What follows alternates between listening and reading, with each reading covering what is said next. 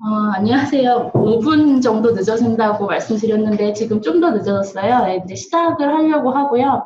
네, 기다려주셔서 감사합니다. 저는 오늘 포럼에서 발표도 하고 그리고 진행도 하게 된 기후변화행동연구소 이윤희라고 하는데요. 오늘 포럼을 준비하면서 사실 뭐 다른 것보다 고민이 된 게, 이거를 저희가 요즘 포럼 할 때 온오프라인을 병행해서 하기도 하거든요. 그래서 아무래도 현장에 오길 원하시는 분들도 계시고 해서 같이 준비를 할까 아니면 온라인으로만 해야 되나 그것도 굉장히 고민을 많이 했어요. 지금 또 확진자가 막 늘고 있고 그러다가 그냥 온라인으로만 하기로 했는데 일단 그렇게 하길 잘 한 것 같고요. 오늘 날씨도 너무 더워서 좀 시원하신 곳에서 보실 수 있게 온라인으로 진행을 할 예정이고, 그렇다 보니까 저희 지금 굉장히 조촐하게 오늘 포럼이 다른 포럼 저희 연구소에 했던 것과 다르게 그 런칭 포럼이거든요. 그래서 그 약간 런칭 이벤트라고 하면 뭐하지만 중간 성격이다 보니까 저희가 토론자분들은 따로 모시지 않고, 그러니까 원래 주 목적은 저희 연구소에서 이번에 그 식생활 부분에 있어서 그 기후행동, 그러니까 식생활 부분에 온실가스 배출이 많이 일어나는 그 부분의 행동들을 좀 사용자분들이 쉽게 재밌게 다가와서 접하고 한번 실천해 볼 수 있는 그런 모바일 웹, 그냥 홈페이지라고 생각하시면 되는데 그거를 이번에 그 습관나눔의 풀꽃 사업 지원을 받아서 만들게 되었는데 그걸 소개해드리는 자리예요. 근데 그냥 그것만 소개해드리는 것보다는 저희가 그 홈페이지를 만들 때 나중에 제가 소개를 드리겠지만 나름 기초조사 같은 것들도 있거든요. 그리고 지금 우리 식생활에서 기후변화 영향이 어떻게 되나 그런 것들도 함께 병행을 해서 한 연구도 제가 진행을 하고 있기 때문에 한번 관련해서 내용을 공유를 하고 그 홈페이지도 소개를 해드리면 어떨까 해서 오늘 자리를 만들었고요. 제가 우선 한 20분에서 30분 정도 그 제목을 기후위기 시대 어떻게 뭘 먹을까라고 했는데 그 우리 식생활에서 기후변화 영향이 큰 부문들, 그래서 그게 현황이 어떠하고 관련해서 뭐 국내외 문제점들이 어떻고 에 대해서 중점적으로 좀 소개를 해드릴 거고요. 그리고 제가 좀 저희 연구소에서 이런 포럼을 할 때 모시지 않았던 사실 식생활에 대한 부분도 많이 안 하긴 했었어요. 그 부분이 전반적으로 기후행동 에 있어서는 좀 간과된 부분이 없지 않아 있었거든요. 요즘은 뭐 동물성 식품을 줄이고 그리고 채식 위주의 식단이 중요하다라는 얘기가 한 2, 3년 전부터 나오기 시작했는데 그전에는 그렇지 않아서 이분들을 모셔서 할 기회가 없었는데 이게 기후변화 측면에서 온실가스 배출량을 줄이는 것도 중요하지만 일단 그러려면 전제되어야 될 게 내 식습관을 변화해야 되는 거잖아요. 근데 그게 어떻게 보면 굉장히 어려운 부분이고 그래서 그걸 많은 사람들에게 알리고 교육하는 일을 하시는 식생활 그 지도사분을 저희가 모셔서 어떻게 좀 기후변화 측면뿐 아니라 또 식생활이라는 거는 건강이나 다른 부분과도 굉장히 연관이 많이 되어 있기 때문에 어떤 측면에서 우리가 이거를 바람직한 방향으로 갈 수 있는가에 대해서 얘기를 들어보는 시간을 두 번째로 갖고 그리고 마지막으로 오늘의 메인 이벤트인 저희가 개발한 모바일 웹을 간단하게 보여드리는 걸로 끝내도록 하겠습니다. 네, 제가 앞에 설명이 길었는데요. 그러면 제가 오늘 준비한 발표를 시작을 하도록 하겠습니다.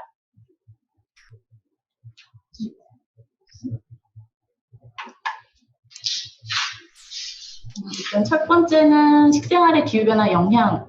그러니까 우리 식생활이 어떤 부분이 기후변화에 영향을 많이 미치는지에 대해서 어느 정도 미치는지에 대해서 뭐 최근 연구나 아니면 조사 위주로 제가 그 결과들 위주로 말씀을 드리겠습니다. 일단 첫 번째 식생활로 인한 온실가스 배출량이 얼마나 될까요? 이게 우리나라도 그렇고 지금 각 국가 그리고 뭐 산업 부문이나 분야별로 온실가스 인벤토리, 그러니까 그 부문의 온실가스 배출량이 어떻게 되는지를 과학적이고 정량적으로 산정하는 그런 데이터들이 있는데 그 부문에도 사실 보시면 아시겠지만 식생활에 대한 부분은 따로 있지 않아요. 그러니까 이거 지금 보시는 게 우리나라 온실가스 인벤토리의 그 부문별 목록인데요. 그러니까 크게 뭐 에너지, 산업공정, 농업, 폐기물 그리고 좀 저감 효과가 있는 롤로 CF로 나뉘어져 있는데 그러니까 아무래도 식생활에 대해서는 따로 되어 있지 않거든요. 관련된 걸 굳이 보시자라고 하면 제일 일단 큰 부분은 농업이 될 수 있겠고요. 그리고 농업, 뭐 어업 부문, 그러니까 우리의 식재료가 만들어지는 부분들, 그리고 그 현대인들은 그 식재료를 그대로 섭취하지 않잖아요. 뭔가 다른 식품으로 가공하고 생산하는 그런 그 과정에서는 당연히 에너지가 들어갈 수밖에 없기 때문에 에너지 부분에도 우리의 식생활에서 쓰는 부분이 차지하고 있을 것이고, 네, 그 부분에는 지금 보시는 것처럼 음식료품, 뭐 가공 및 담배 제조도 들어가 있어요. 그리고 이런 것들을 그냥 우리가 음식을 먹을 때 내 텃밭 아니면은 내 집, 내 인근 거리에서 생산된 식재료와 음식만을 먹진 않기 때문에 어디선가 만들어진 것들을 수송을 통해서 그 내가 먹는 곳으로 이동을 하고 그 부분에서도 온실가스가 배출될 수밖에 없고요. 그리고 우리 앞에 차려진 음식, 우리가 만들어낸 식재료를 모두 먹지 않고 그 과정에서는 폐기물이 발생을 하다 보니까 폐기물 부분에서의 온실가스 배출을 하게 되죠. 그래서 지금 보시는 이 부분들에 다 조금씩 들어가 있지만 우리나라의 온실가스 인벤토리 현황으로는 아직 생활에서 얼마나 온실가스 배출을 하고 있는지는 파악하기가 좀 쉽지 않고요. 이거는 전 세계적으로도 그러니까 아주 쉽게 생각해도 아시겠지만 사실 그거를 산정을 한다는 게 굉장히 어려워요. 어렵지만 그래도 한 10년 전부터 굉장히 그 범위가 넓다 하더라도 우리의 식생활에서 온실가스 배출이 어떻게 되고 기후변화 영향이 어떻게 되는지에 대한 그 연구들이 지속적으로 이루어지고 있거든요. 그 범위를 대강 보면 보통 한 25% 정도로 잡고 있는 것 같아요. 그래서 20%에서 30% 정도. 그러니까 최근에 연구 같은 경우에는 그 2018년도에 그 사이언스지에 게재된 논문이 하나 있어요. 그게 최근에 작년도 그렇고 이게 육류 섭취로 인한 온실가스 배출량 관련된 기사나 아니면은 어떤 자료로 많이 인용이 됐는데 그 데이터를 근거로 우리의 Our World in Data라는 사이트에서 이렇게 시각화한 자료거든요. 보시면 여기에서 음식 생산으로 인한 온실가스 배출량은 전 세계 배출량의 26% 차지한다라고 되어 있는데 이건 보시면 음식 생산으로 인한 거잖아요. 그러니까 음식 생산 단계. 그러니까 우리가 온실가스 배출량을 산정을 할 때는 크게 정과정 개념으로 생각을 하게 되고 그 원료 채취, 생산, 수송, 그리고 소비, 폐기 크게 5가지 단계에서 각 단계별로 온실가스 배출이 어떻게 되는지를 파악을 하게 되는데 이거는 앞서 말씀드린 것처럼 폐기 단계나 아니면 사용 단계 그리고 수송은 여기 빠진 것 같아요. 그건 역시 빠져 있고요. 그러니까 식품 생산 원래 뭐 곡물이라던가 아니면 뭐 축산업 그리고 어업 부분에서 발생하는 온실가스 배출량 그리고 이런 것들을 생산하고 가공하는 단계의 배출량만 산정을 하는데 26% 정도 차지하고 있습니다. 이게 4분의 1에 해당하는 거거든요. 그러니까 전 세계 온실가스 배출량의 4분의 1이 어떻게 보면 굉장히 큰 수치인데 또 한편으로 생각해 보면 온실가스 배출은 인간의 활동에 의한 것이고 인간의 활동, 인간의 생활이라는 거는 기본적으로 의식주로 이루어져 있잖아요. 그러니까 의식주 중에서 3분의 1에 해당하는 식생활, 어떻게 보면 더 클 수도 있고 우리 삶에서 차지하는 비중은 더 클 수도 있는데 그렇다라고 하면 이 데이터가 그럴만도 하겠구나라는 데이터일 수 있을 것 같아요. 여기서 한 가지 지적을 하는 건 이렇게 우리의 식생활이 차지하는 온실가스 배출 비중이 굉장히 큰데 아직 이 부분을 감축할 수 있는 실행 가능한 기술 솔루션은 없다라고 지적을 하고 있거든요. 최신의 자료는 이렇고요. 그래서 여기 보시면 또 여기 부분별로도 나눠놨어요. 그래서 전체 배출량은 전 세계 배출량의 26%를 차지하지만 그 안을 또 살펴보면 일단 축산업과 어업에서 31% 정도 차지하고요. 그리고 그 수확하는 과정에서 한 27% 정도 차지를 하고 이 토지 이용으로 인한 그 변화 거기에서 또 24%의 온실가스 배출이 이루어지고 이걸 생산하고 가공하는 단계에서 18% 정도 발생을 한다라고 되어 있습니다. IPCC에서도 그 토지 이용 특별보고서에서 이걸 얘기를 하고 있거든요. 거기에서도 식품 생산에서 가공, 조리, 소비까지 전 세계 식량 공급 시스템은 21%에서 37% 정도의 온실가스 배출을 담당하고 있다. 라고 얘기를 하고 있고, 농업 역시 뭐 토지 이용, 그리고 생산, 그러니까 비욘드 팜 게이트는 이제 그 농장에서 나와서 뭐 수송되고 생산되고 가공되는, 그래서 전체 적게는 21%, 많게는 37%까지, 이거는 거의 3분의 1이 넘는 수치죠. 그렇게 차지하고 있다라고 하고, 좀 오래된 자료이긴 하지만 영국 같은 경우에는 그래도 그 영국의 푸드 시스템으로 인해서 온실가스 배출량이 어떻게 되는지를 산정한 연구도 있어요. 여기서는 국내 온실가스 배출량, 이 국내는 영국을 얘기하는 거죠. 그거 전체의 한 19%에 해당하는 것이 식품 산업이 차지하고 있다라고 얘기를 하고, 제일 많이 차지하고 있는 거는 영국 같은 경우에는 농업이 차지하고 있고요. 근데 여기에 별도로 그 축산업이 없는 것을 보면 저기에 축산업이 같이 포함되어 있는 것 같아요. 네, 그렇게 패키지라던가 여기는 수속 부분도 돼 있고, 그래서 관련된 연구들이 이루어지고 있지만 사실 정확한 거는 정말 좀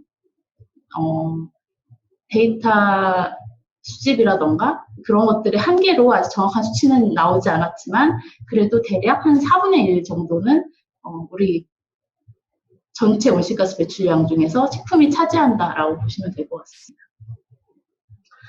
그래서 이게 어떻게 보면 제가 딱 범위를 정해버리는 걸 수도 있겠지만, 우리 식생활에서 이렇게 기후변화 영향이 큰 거는 크게 3가지로 볼 수가 있습니다. 이거는 기존에 앞에 관련된 연구들에서 많이 지적이 되는 부분이고, 첫 번째는 동물성 식품, 육류 소비로 생각하시면 되고요.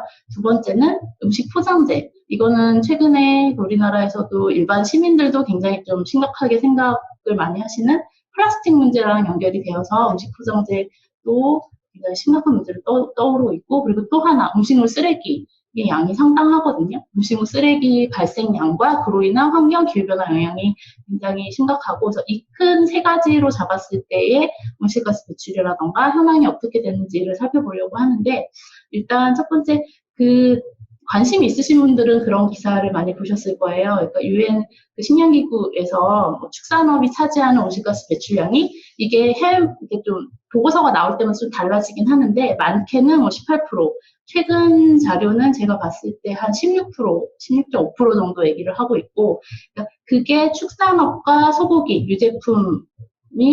유제품을 생산하는데 배출되는 온실가스 배출량이라고 하거든요. 그러니까 전 세계 온실가스 배출량 중에서 축산업과 소고기 유제품으로 인한 게 한 16.5% 된다라고 보고 있고, 오래된 자료이긴 한데, 그러니까 이 온실가스 배출량을 산정을 할 때는 범위를 얼마까지 잡느냐에 따라서 사실 그 값이 달라져요. 그거는 제가 이 뒤에 그 예시를 보여드릴 텐데, 그래서 범위를 이거는 굉장히 좀 더 넓게, 그러니까 식품 산업이 어디까지를 식품 산업으로 봐야 되나, 어디까지가 식품 산업으로 인한 기후변화 영향으로 봐야 되나를 했을 때 더 많은 가능성들을 염두에 둔 자료가 이 밑에 월드워치에서 나온 2009년도 자료거든요. 여기에서는 자그마치 51%까지 보고 있었어요. 축산업이 거의 전 세계 배출량의 반을 차지한다라고 했고, 그리고 음식 포장재 같은 경우에는 한 번쯤 배달 음식 시켜 드시고 그냥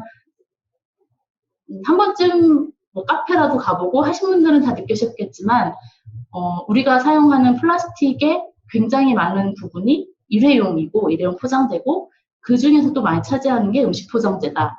그래서 이건 한국일보의 기사이고 제가 뒤에서 좀 더 자세하게 설명을 드릴 텐데, 여기서 얘기하는 건 일단 플라스틱 포장, 이게 사이즈에 상관없이 포장 개수를 한번 세어보고 이렇게 했을 때, 정말 포장재가 많이 필요하지 않은 치킨이나 피자 같은 경우만 해도 최소 3개는 필요하더라. 그러니까 그런 가정들을 통해서 우리가 음식 포장재를 얼마나 많이 쓰고 있는지에 대한 얘기를 했거든요. 이거 외에 다른 자료들도 뒤에서 제가 말씀드릴 거고요. 그리고 음식물 쓰레기는 역시 기사 등을 접하신 분들은 아시겠지만, 전 세계에서 생산되는 식재료의 3분의 1이 음식물 쓰레기로 버려진다라고 해요. 네, 정말 어마어마한 양의 음식물 쓰레기로 버려지고, 우리나라의 현황은 어떤지 또 다시 한번 뒤에서 말씀을 드리겠습니다.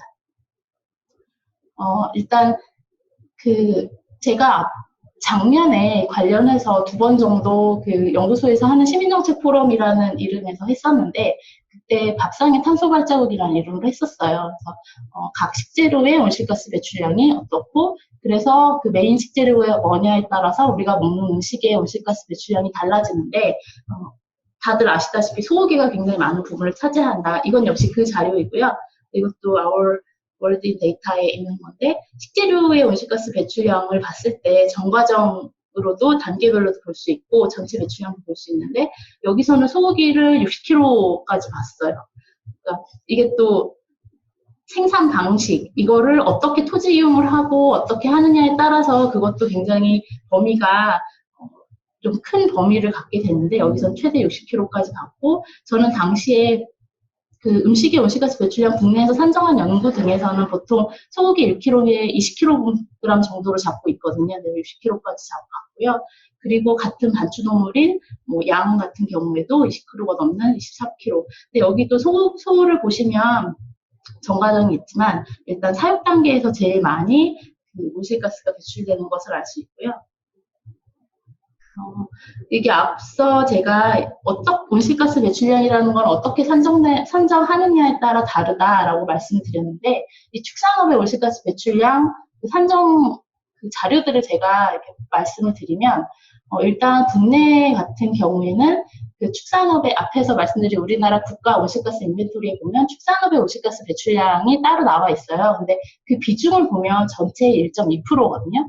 1.2%인데 앞에서 제가 계속 전 세계적으로 FAO의 자료나 보면 한 14.5%에서 18%, 적게는 11점 몇 프로 잡기도 하지만 그래도 15% 내외를 왔다 갔다 하는데, 우리나라의 경우에는 1.2%라는 게 이게 어떤 데이터인가 하실 텐데, 이거는 그 밑에 산정 범위에 대한 설명해 보시는 것처럼 산정 범위를 어떻게 하느냐예요.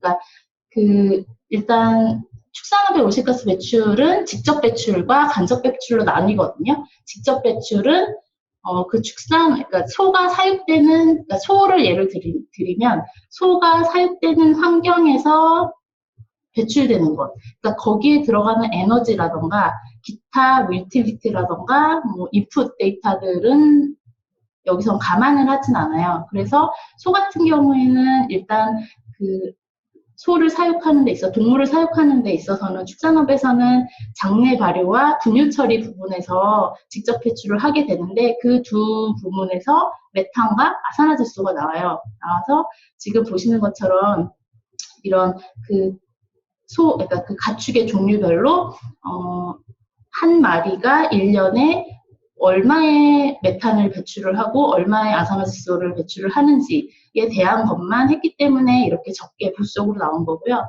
그 FAO의 자료나 아니면 2009년도의 월드워치 자료는 간접 배출까지 포함을 한 거예요. 가운데 표를 보시면 소가 먹는 사료, 그리고 그 사료를 생산하는데도 당연히 에너지도 들고 식재료도 들고 그렇잖아요.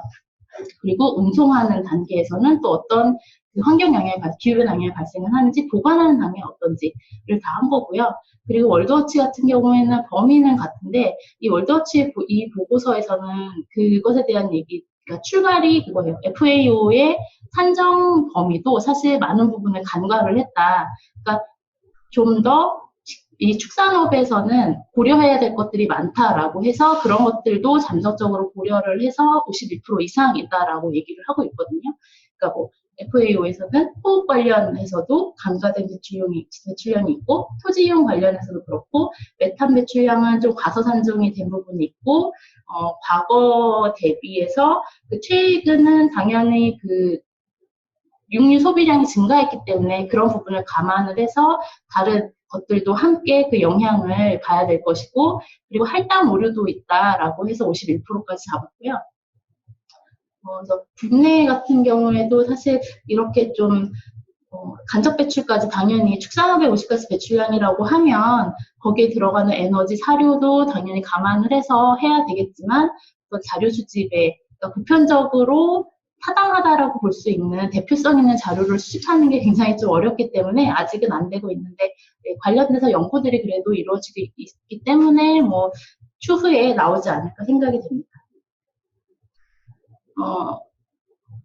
그리고 그 국내의 온실가스 인벤토리를 보다가 제가 발견한 몇 가지 것들, 좀 다시 생각해 볼 것들에 대해서 같이 좀 공유하는 자리가 됐으면 해서 제가 말씀을 드리는데요. 그 국내 온실가스 인벤토리에서는 일단 소 같은 경우에는 크게 젖소와 저희 한우가 있잖아요. 육으로 이용하는 한우가 있는데, 그거의 그 배출량을, 직접 배출량을 계산을 해요. 근데 저도 사실 이 부분에서 잘 모르다가 인벤토리를 꼼꼼하게 보면서 알게 된 건데, 그 젖소의 메탄 배출 개수가 장내 발효 부문도 그렇고 분유 처리 부문도 그렇고 유구에 비해서 한유구에 비해서 크더라고요. 그러니까 예를 들어서 분유 처리 같은 경우에는 한유구에 비해서 36배나 크거든요. 그래서 젖소 같은 경우에는 전체 사육 두수의 그러니까 젖소와 한유구를 합쳐서 전체 사육 두수의 12%밖에 되지 않지만 마리수로는 이 배출 개수 자체가 그러니까 이유는 제가 그 축산업, 그러니까 그 젖소의 어떤 생리적인 특성까지는 제가 아직 파악을 못했기 때문에 왜 그런지는 모르겠지만 일단 같은 분유 처리에서 발생하는 배출량이 같은 메탄이 발생하더라도 그러니까 같은 양의 분유를 처리하더라도 거기에서 하는 거는 원단위로 봤을 때 36배나 많고 그 장내 발효는 트름을 생각하시면 되잖아요. 트름에서 나오는 것도 한유구의 3배 정도 된다. 그래서 이런 것들을 한번 반영을 했을 때, 그리고 이것이 메탄이기 때문에 그거를 그 이산화탄소 값으로 바꾸면 그 전체 배출량은 지금 보시는 이게 되고요. 차지하는 사육 두수는 한 10분의 1밖에 차지를 하지 않지만 이 젖소의 배출량은 30% 정도 되고 그렇다라고 하면 이거는 젖소는 결국 우리가 우유나 유제품을 먹기 위한 거잖아요. 우유나 유제품을 먹기 위해서 젖소를 사육을 하는데 우유나 유제품에 인한 온실가스 배출량이 이거 아닌가? MI 스마트밴드. 네, 클 수도 있겠다라는 자료이고요. 그리고 이거는 국내의 경우만 해당하는 거고 소고기도 그렇지만 원유도 굉장히 수입을 많이 해요. 그래서 그 수입량을 한번 살펴보니 2010년대 중반 이후로 원유 수입량이 계속 늘고 있거든요. 그래서 지금 2018년도 기준으로는 국내에서 생산된 온실가스 배출, 국내에서의 그런 원유 생산량만큼 그것보다 더 많은 그 원유를 지금 수입을 하고 있고 그렇다라고 하면 지금 우리가 유제품 소비로 인한 온실가스 배출량은 그러니까 소비 주체로만 따지면 지금 국내 이런 배출량이 2배 정도 된다라고 보시면 되는 거고요. 그래서 역시 우유랑 유제품도 상당한 부분을 차지하고 있구나라고 보시면 될 것 같습니다. 그리고 그 로컬푸드라는 개념, 로컬푸드를 많이 알고 계시는데 로컬푸드는 일단 그게 미치는 환경 영향은 수송 거리에 따라 달라지잖아요. 그러니까 얼마나 먼 거리를 이동해서 오느냐에 따라서 이것이 미치는 환경 영향이 달라진다는 건데 아무래도 거리가 멀게 되면 그 수송 단계에서 들어가는 에너지가 많을 수밖에 없고 그래서 환경 영향이 많을 수밖에 없고요. 그래서 제가 같은 소고기라 하더라도 그 생산지가 어디인지 그리고 어떤 방법으로 우리가 운송을 해서 먹는지에 따라서 한번 배출량 비교를 해봤는데 크게 아시다시피 국내의 소고기의 주요 수입국은 미국이랑 호주이고요. 식재료이기 때문에 저는 컨테이너로 배로 대부분 오지 않을까라고 생각을 했는데 그 관련된 자료들을 조사를 하다 보니까 사실 아직 이 수입량 같은 건 잡혀요. 어디에서 들어오는지도 잡히는데 이게 운송 수단이 무엇인지는 잡히지 않지만 한 작년, 재작년부터 그 대형 마트를 위주로 해서 한국 직송 소고기가 좀 인기를 많이 끌고 있거든요. 그렇다라고 하면 우리가 생산 단계에서도 이 소고기가 이렇게 많은 온실가스 배출을 하는데 이거를 또 해외에서 먼 거리에서 온실가스 배출이 역시 높은 비행기를 통해서 우리가 먹으면서 이 배출량이 더 많이 늘어난다라고 보시면 되고 계산을 해보면 그 같은 소고기 1kg을 했을 때 국내산 한 유구의 경우에는 한 40g 정도라고 보신다라고 하면 미국에서 비행기로 오게 되면 12.2kg가 발생을 하고요. 호주도 거리가 미국보다는 덜하지만 크게 차이 나진 않기 때문에 역시 한 10.5kg 정도 되는데 이거는 이 유구 1kg의 온실가스 수송 단계의 배출량이 많이 적다 하더라도 하노이에 한 270배, 미국에서 비행기로 오는 것 같은 경우에는요, 270배 해당이 되고, 호주에서 오는 거는 비행기로 왔을 때 한 235배 역시 차이가 나고요. 그리고 앞서 말씀드린 것처럼 국내의 음식의 온실가스 배출량 산정을 할 때 보통 소고기 1kg의 그 생산 단계 배출량을 20kg로 보거든요. 근데 보시면 이 미국에서 비행기로 오고 호주에서 비행기로 왔을 때 10kg가 넘기 때문에 원래 많이 배출이 되는 거에서 우리가 어떤 방법으로 먹느냐에 따라 그걸 절반에 해당하는 온실가스가 역시 배출을 하게 된다라는 이 결과로 보시면 될 수 있을 것 같습니다. 그리고 이건 앞서 제가 말씀드린 그 사이언스지에 그 게재되었던 그 소고기 그리고 전체 식품 산업의 온실가스 배출 양을 메타데이터를 통해서 분석을 하고 관련된 논문을 게재를 해서 좀 최근에 많이 참고가 되는 논문에서 발췌를 한 건데요. 여기서는 그러니까 같은 소고기를 하더라도 어디에서 어떤 방법으로 사육하는 것에 따라서 굉장히 차이가 많이 난다. 그래서 그건 일단 사육 방법에 있어서 그냥 축사에서 키우는 것과 풀어놓고 저희가 보통 그걸 방목이라고 하죠. 호주 같은 경우에는 방목 소고기가 많고 좀 아무래도 저기 미주 지역이나 아니면 라틴 아메리카 지역은 땅덩어리가 넓다 보니까 그런 것들이 많이 이루어지는데 국내보다는 하지만 그 땅이 그냥 자연적으로 형성된 목초지인지 아니면은 그 아마존의 산불 사건으로 대두됐던 그냥 기존의 밀림이나 수풀을 밀어버리고 거기에 가축 사육을 위해서 인공적으로 사육을 하는 환경인지에 따라서 온실가스 배출량이 달라진다라는 거예요. 그래서 라틴 아메리카에 그런 것들이 굉장히 많고 그래서 이런 산림벌채 지역에서 사육된 소는 자연 목초지에서 사육된 소보다 12배나 많은 온실가스를 배출한다라고 하고요.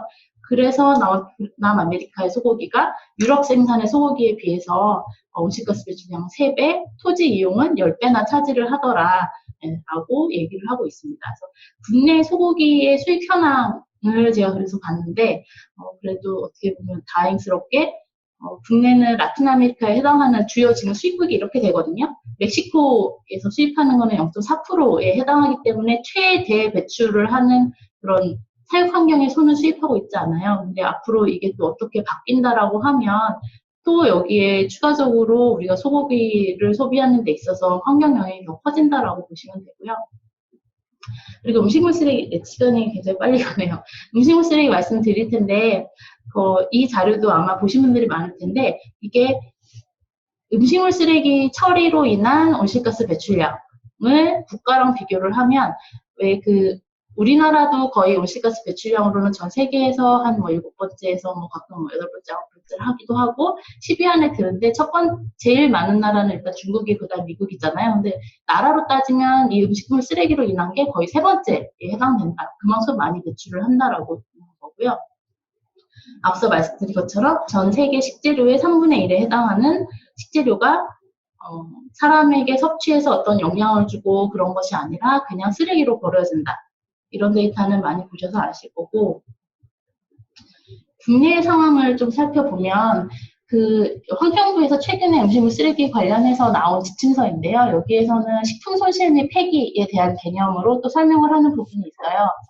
식품 손실 및 폐기란 개념은 생산은 됐으나 인간에서 최종적으로 섭취되지 않는 식품, 그러니까 흔히 말해서 그냥 음식물 쓰레기라고 생각을 하시면 되는데 영국의 EIU라는 그런 이코노미스트 관련된 기관에서 나온 식량 안보 지수의 평가 항목 중 하나가 이 식품 손실 비율이라고 해요. 근데 그걸 따져봤을 때 우리나라는 전체 113개국 중에서 69위로 중하위에 해당이 되고요. 그러니까 그만큼 버려진 쓰레기 양이 많다라고 보시면 되고 전 세계적으로 봤을 때 선진국이 전체 쓰레기의 한 56%, 개도국이 44%를 차지를 하고 1인당도 약간 비슷한 비율이라서 선진국의 범주에 얼마나 많은 사람들이 들어가고 개도국이 얼마나 많은 사람들이 들어가는지는 제가 거기까지 파악을 못했지만 선진국과 개도국 모두에서 정말 음식물 쓰레기로 인한 음식물 쓰레기가 버려지는 양, 그로 인한 기후변화 영향은 함께 크다라고 보고 있고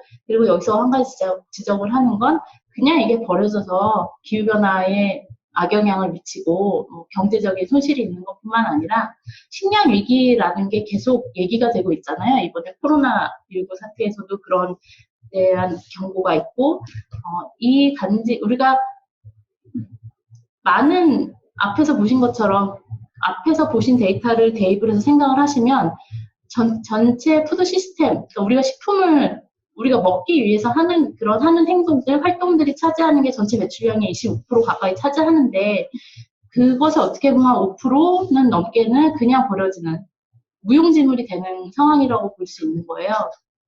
그래서 세부적인 걸 보면 세계 식품 손실 폐기량의 연량 기준으로 봤을 때 곡물이 차지하는 게 53%, 과체류는 44%라고 하고요.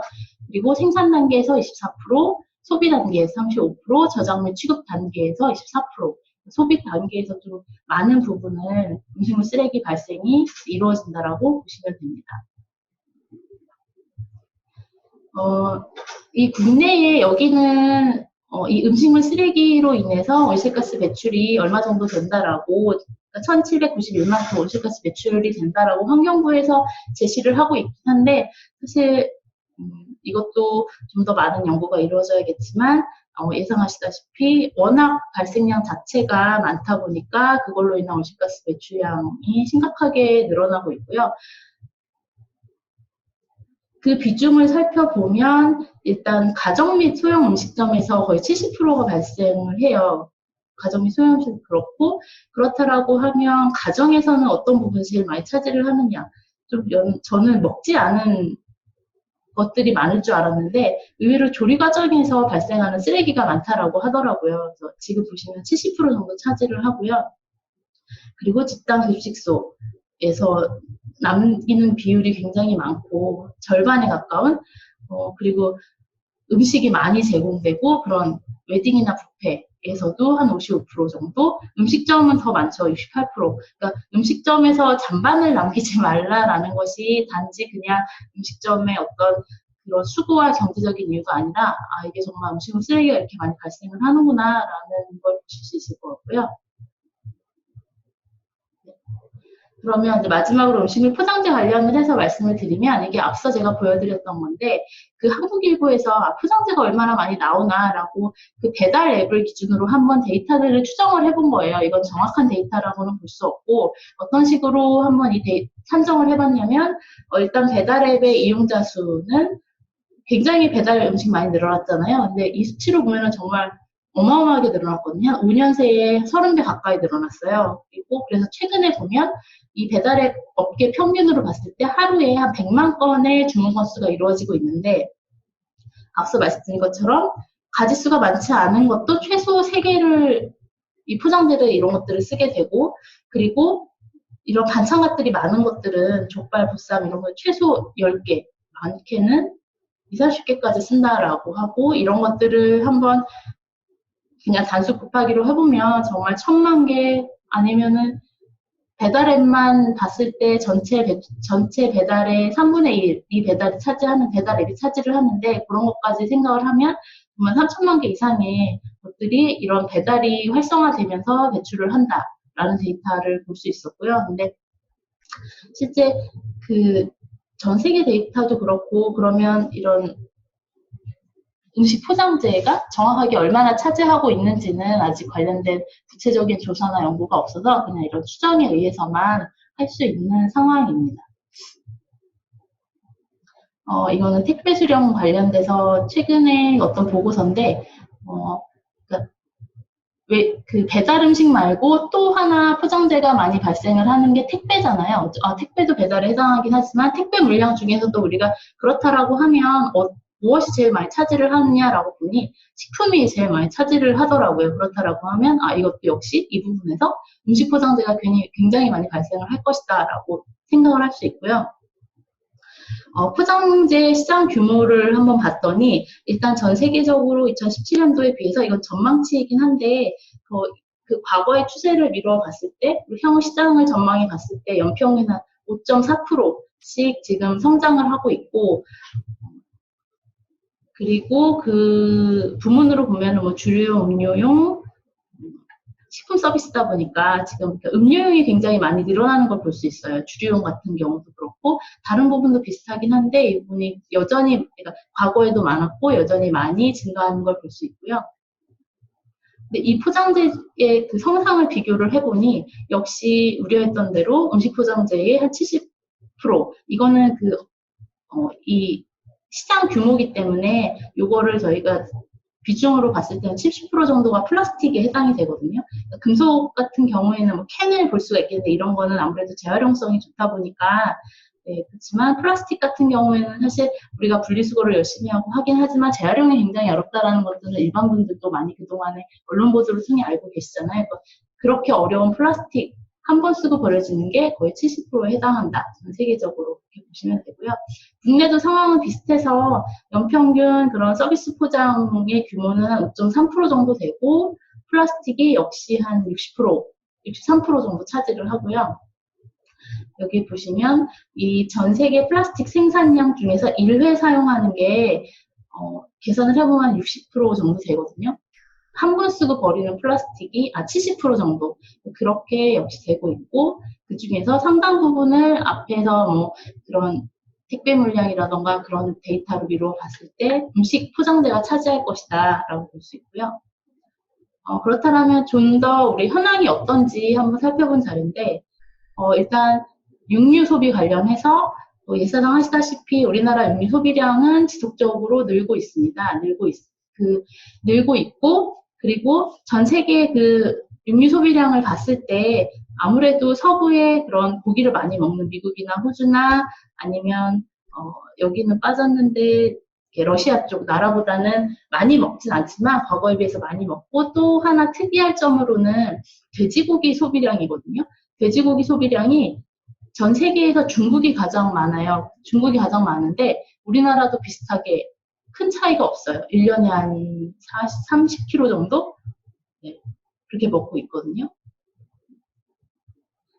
이렇게 육류 소비량은 지속적으로 늘고 있고 30년 동안 한 3배 가까이 어떤 자료는 한 4배까지 나오는 것도 있는데 제가 본 이 농림축산식품 주요 통계에서는 한 3배 정도 늘은 걸로 볼 수 있고요.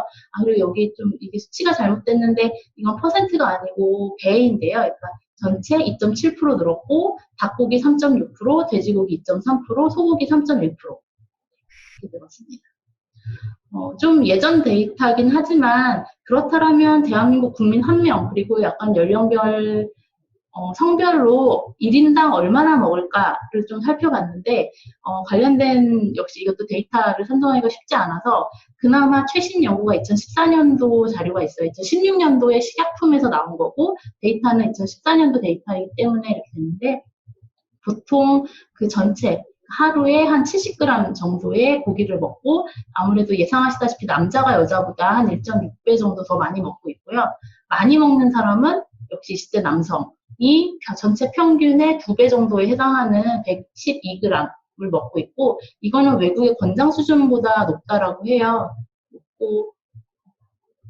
여기 보시면 이게 또 데이터가 더 쭉쭉 올라가고 있는데 이거는 또 상위 몇 프로별로 1인당 고기 소비량을 본 거거든요. 상위 1%가 앞에서, 그러니까 대한민국 평균 국민이 한 사람이 한 60g 정도를 하루에 먹는다라고 말씀드렸잖아요. 근데 상위 1%는 하루에 236g, 그러니까 국민 평균의 한 3.6배 정도를 먹고요. 그러니까 정말 고섭취군이고 20대 남자의 가능성이 높은데 이 고기를 먹고 있고 이로 인한 예상하시다시피 건강 문제 그리고 환경 문제는 덩달아 높아질 수밖에 없는 걸로 볼 수 있습니다. 이건 넘어가도록 하겠고요.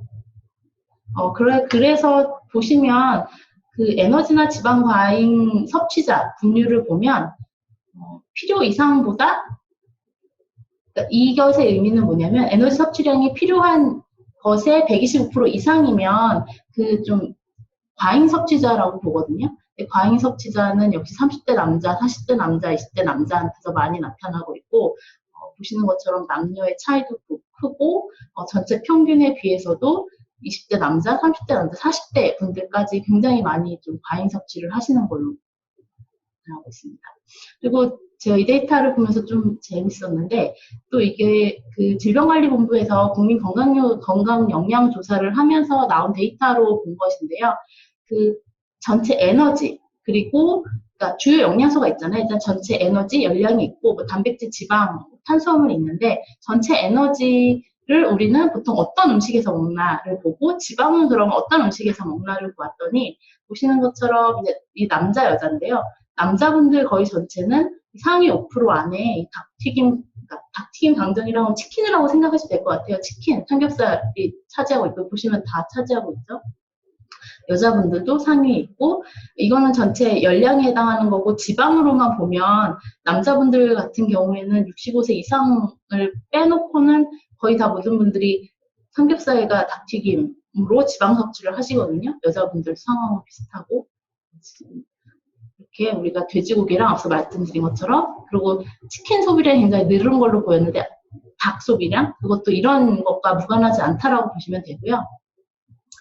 하지만 건강도 그렇고 기후변화 영향도 그렇고 그래서 언론에서 얘기를 한 대로 우리는 좀 육류 소비를 줄일 필요가 있다라는 얘기들이 많이 제기가 되고 있는데 그것에 대해서 일반 시민들은 어떻게 생각을 하고 실제 어떨까라는 설문조사를 저희 연구소에서 최근에 간단하게 했는데 일단 저희가 이 1000명을 대상으로 했었어요. 그래서 20대부터 60대 넘는 분들까지 남녀 같은 성비로 해서 조사를 했을 때 가장 선호하는 식재료는 육류가 40% 정도 나왔고요.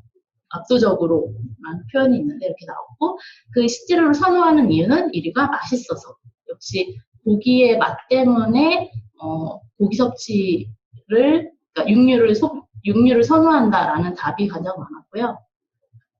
그리고 또 하나 제가 이 조사를 전부 보여드리지 않아서 좀 약간 맥락이 끊어지는데 그 육류 섭취를 하는 이유 중에 하나가 맛있어서도 있지만 단백질의 주요 섭취원이라고 많이 생각들을 하시거든요. 근데 그래서 관련된 질문을 던졌을 때 단백질 섭취에 적합한 식재료가 무엇이냐라고 했을 때 일단 제일 많이 나온 거는 다 골고루 먹어야 된다라고 했지만 이건 좀 약간 모험 답안이고 역시 닭가슴살 등 저지방, 그러니까 육류가 차지하는 부분이 있고요. 그리고 최근 채식의 중요성을 좀 말씀하시는 분들 중에서 곡물류를 통해서도 그러니까 단백질 섭취가 가능하다라는 의견에 대해서는 어떻게 생각하냐라고 했을 때 어느 정도 동의한다라는 것들이 나오긴 했지만 보시면은 젊은 남자들 20, 30대 남자분들 사이에서는 좀 제가 이거를 연령별로 좀 다시 데이터를 봤을 때 동의하지 않거나 모르겠다라는 수치가 좀 많이 높게 나온 걸로 나왔습니다. 음식물 쓰레기로 다시 또 넘어가서 말씀을 드리면 우리나라 같은 경우에는 음식물 쓰레기가 전체 생활 폐기물 중에서 한 27.4% 정도 차지를 하고요. 이게 올라갔다가 좀 떨어지고 살짝 또 다시 올라갔는데 그 환경부에서는 좀 어느 정도 그러니까 한 최근 3, 4년도 내에서 이 쓰레기 배출량이 줄어들었다라고 발표를 하고 있어요. 근데 그 이유는 음식물 쓰레기 종량제 그리고 요즘 새로 지어지는 아파트 위주로 설치하고 있는 RFID 그런 것들의 영향으로 좀 줄어들었다라고는 하는데 역시 음식물 쓰레기가 굉장히 많이 차지를 하고 있고요.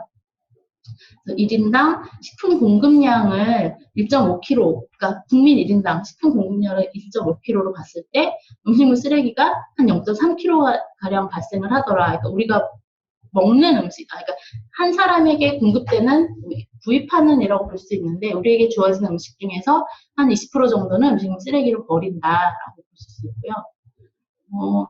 이거는 광주시 의원이 감사에서 얘기를 했던 부분인데 앞에서 저희가 단체 급식에서 먹다 남은 음식의 양이 한 50% 넘는 걸 봤었잖아요. 단체 급식이 많이 이루어지는 학교의 상황인데요. 그러니까 광주 지역 학생 1인당 2018년도에 음식물 쓰레기를 파악을 해봤더니 한 사람당 한 27kg 정도 발생을 하고 이 처리 비용만 35만 원 가까이 든다. 진짜 어마어마한 경제적인 손실도 함께 병행되는 걸 볼 수 있습니다. 그리고 이거는 제가 지난번 포럼 때 그때 발표를 드렸었는데 포장재 관련해서 또 얘기를 실제 한번 데이터 분석을 해본 건데요. 여기 좀 상호가 나오긴 하지만 상호를 제가 지웠어야 되는데 시중에서 우리가 흔히 먹을 수 있는 도시락을 시켜서 한번 먹어보고 이 온실가스 배출량은 음식에 대한 것 그리고 포장재에 대한 걸 따로 분류를 해봤더니 이 메뉴가 강된장이라는 소고기가 들어가지 않는 거여서 상대적으로 음식의 배출량이 적기는 했지만 전체 배출량 중에서 포장재가 지금 보시기에도 굉장히 많잖아요. 이 포장재가 차지하는 게 3분의 1이나 되더라라는 걸 계산을 해본 결과입니다. 제가 좀 시간이 많이 지났는데, 저탄소 밥상이 어떻게 가능할지 그냥 제가 전반적인 이렇게 큰 그림을 그리는 것보다는 좀 최근에 나오는 그 주요 관심사 위주로 몇 가지를 좀 제시를 하려고 하는데요. 일단 육류 소비 관련해서는 그 대체육에 대한 관심도 굉장히 많고, 대체육을 개발하려는 산업계의 움직임도 굉장히 빠르게 이루어지고 있잖아요. 그래서 국내 같은 경우에는 아직 많이 좀 찾을 수 없긴 한데, 그래도 제가 알기로 올해 정도에 그 한 패스트푸드 업체에서는 그 대체육 버거가 출시되기도 했고, 그리고 해외에 비욘드 미트라던가 유명한 대체육 시장, 대체육 식품들이 국내에서도 구할 수 있거든요. 그래서 대체육이 빨리 정말 고기 같은 대체육이 나와야지 육류 소비를 줄일 수 있지 않을까라는 얘기들이 많이 있는데, 이거는 그 작년에 연구소의 뉴스레터를 통해서 발표된 기사 내용이에요. 그래서 대체육도 종류가 여러 가지 있고요. 아시다시피 제일 대표적으로 우리가 흔히 알고 있는 콩고기, 여기는 대두박을 이용한 거라고 했는데, 그리고 곤충 기반으로 만드는 것도 있고, 실험실에서 정말 세포 배양해서 배양하는 것도 있고, 글루텐 기반으로 하는 것도 있고, 버섯 단백질 기반으로 하는 것도 있어요. 근데 이게 우리가 육류 소비를 줄이는 것 목적 중에 하나가 온실가스 배출을 줄이는 거라고 하면, 실제 대체육은 얼마나 온실가스 감축 효과가 있을 것인가를 보신 거예요. 근데 봤더니 닭고기랑 비교를 했을 때 일단 뭐 대두박이라던가 곤충 기반은 온실가스 배출량이 적기는 하지만, 실험실에서 인공적으로 정말 하는 것들은 거기에 들어가는 에너지라던가 기타 많은, 아직은 초기 단계여서 그런 것들이 있기 때문에 소고기에 거의 해당하는 온실가스 배출량이 나오더라. 그래서 대체육 시장만 기다리기에는 아직은 좀 당장 시급한 이 축산업으로 인한 온실가스 배출을 줄이기에는 좀 다른 시도들이 이루어져야 되지 않나라는 걸 보여주는 자료라고 저는 생각을 했고요. 그래서 이것도 역시 기사화가 국내에서 좀 돼서 아시는 분들이 아실 텐데, 그 인류세 식단이라고 해서 그 앞으로 향후에 인류가 지속 가능한 식생활을 하려면 어떻게 바뀌어야 되는지를 제시를 한 보고서가 있었잖아요. 그래서 여기서 보시면 일단 채소 섭취를 2배를 늘리고 제시하는 거는 육류 소비를 절반으로 줄여야 한다. 그래서 가장 바람직한 식단으로 이렇게 제시를 한 게 채소와 과일이 50% 절반에 해당하고, 나머지 반 역시 뭐 통곡류랑 뭐 식물성 단백질이랑 그리고 비중제 식물 오일, 그리고 육류 같은 경우 육류와 유제품은 그냥 약간의, 거기도 표현이 또 옵셔널이라고 돼 있어요. 그러니까 원한다면 약간의 동물성 단백질을 섭취하는 것이 앞으로 분명히 이 식품 생산으로 인한 어떤 건강의 위기, 기후변화 위기가 올 텐데 그런 것들을 대응할 수 있는 방법이다라고 제시를 한 건데, 제가 다시 한번 여기서 언급을 하려고 하고요.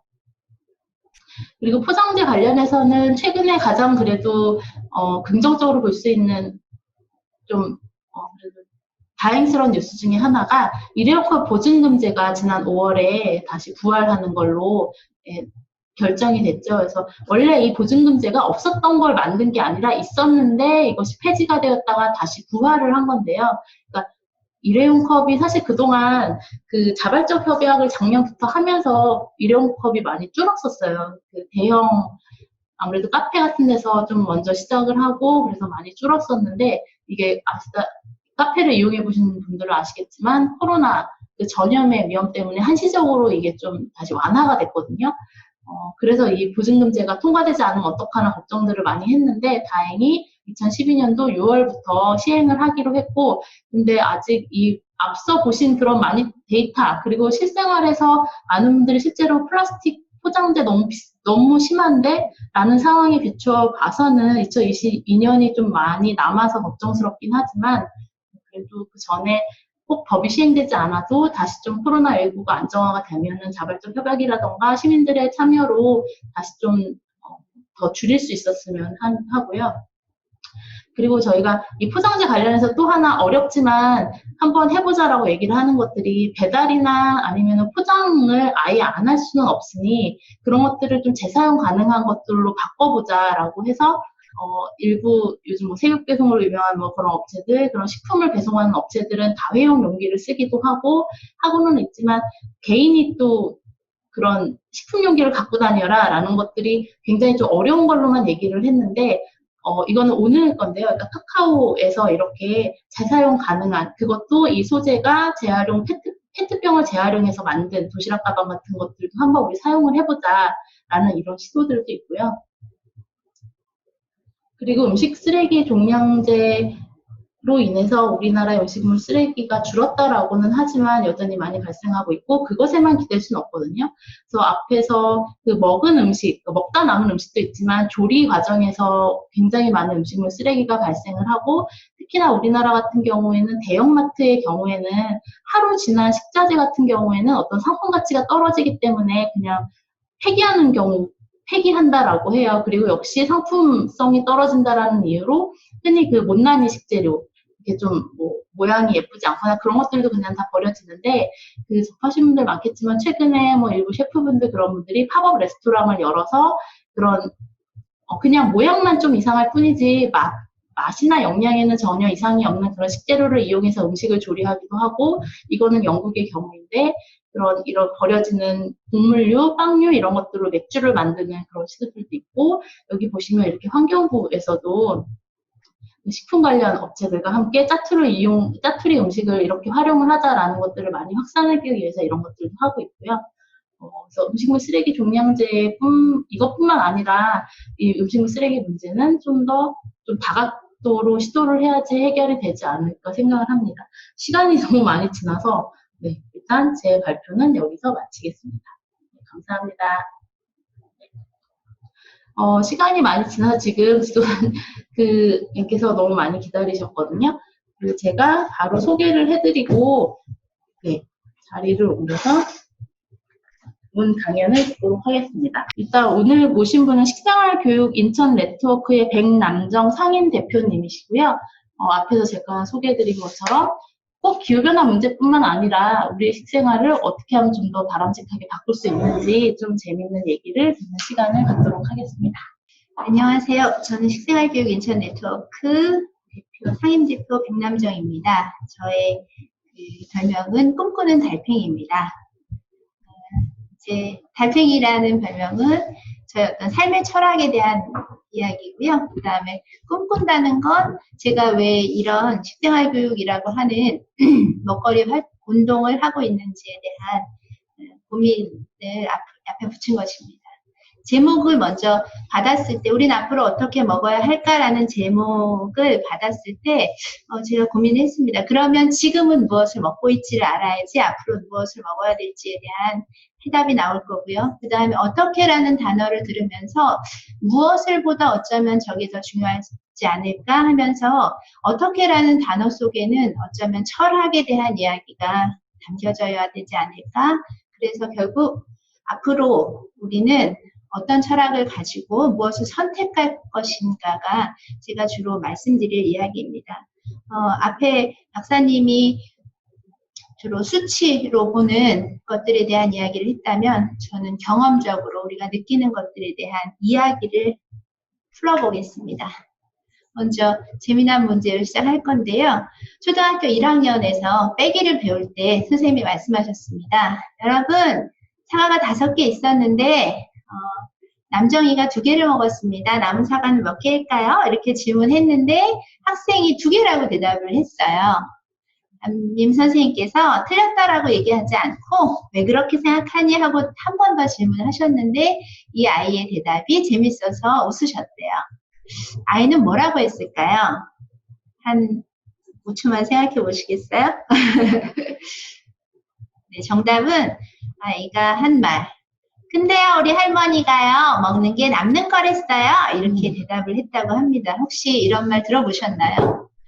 제가 수업을 하면 아주 특이하게 나이 드신 분들은 고개를 끄덕거리십니다. 또는 정답을 맞추기도 하고. 그런데 지금의 유치원 학부모님들은 제가 정답을 맞추는 경우는 거의 없고요. 제가 정답을 말씀드려도 고개를 갸웃거립니다. 웃지 못하는 거죠. 재미있지 않아요. 자, 어디에 남을까요? 네, 먹는 거는 재미난 퀴즈라고 이야기했지만 먹거리와 관련된 진실입니다. 어디에 남을까요? 우리 몸에 남습니다. 그래서 내 몸은 지금 내가 보기에 우리가 음식을 먹었을 때 음식이 우리 몸속에 들어와서 잠깐 소화기관에 머물다가 일정 부분 흡수되고 밖으로 나가는 정도가 음식과 나의 관계가 아니고요. 지금 우리가 가지고 있는 이 피부 하나하나가 지금도 만들어지고 있습니다. 세포, 피부 세포는 재생주기가 약 28일 정도 되고요. 28일의 재생주기를 거쳐서, 재생주기가 지나면 폐기되고, 그 다음 또 새로운 세포가 만들어지면서 우리 몸이 끊임없이 우리가 먹은 음식을 가지고 몸을 만들고 있습니다. 그래서 이제 이렇게, 저거는 부천시 친환경급식지원센터에서 만든 그림 자료인데요. 제가 활동하면서 잠깐 가지고 왔습니다. 이렇게 우리가 먹은 음식으로 우리 몸은 이루어지고 있고 지금도 세포를 만들면서 음식과 우리 몸은 관계를 가지고 있습니다. 네. 자, 그러면 구체적으로 우리가 지금 이 순간의 관계만 맺고 있느냐? 그렇지 않습니다. 음식은 우리에게 굉장히 중요한 역할을 하기 때문에 우리 몸의 구조도 변화시킵니다. 새의 부리가 새가 먹는 음식, 그러니까 먹이라고 하죠. 먹이에 따라서 부리가 어떻게 변화하는지를 많은 사람들이 연구를 했거든요. 이것만 봐도 알 수 있죠. 이게 이제 자연에서 아주 작은 부분인데, 그럼 다시 우리에게로 넘어와서 인간의 몸은 그러면 우리가 먹은 음식과 어떻게 관계를 맺는가를 한번 보겠습니다. 우리나라 사람하고 흔히 이제 동양 사람 또는 우리나라 사람, 그 다음에 네. 제 조카가 이제 미국에 있는데 미국에서 보통 우리가 알고 있는 뭐 백인 정도라고 생각하는 그런 분들하고 몸매를 잠깐 비교해 보겠습니다. 자, 몸매가 좀 다르죠? 네.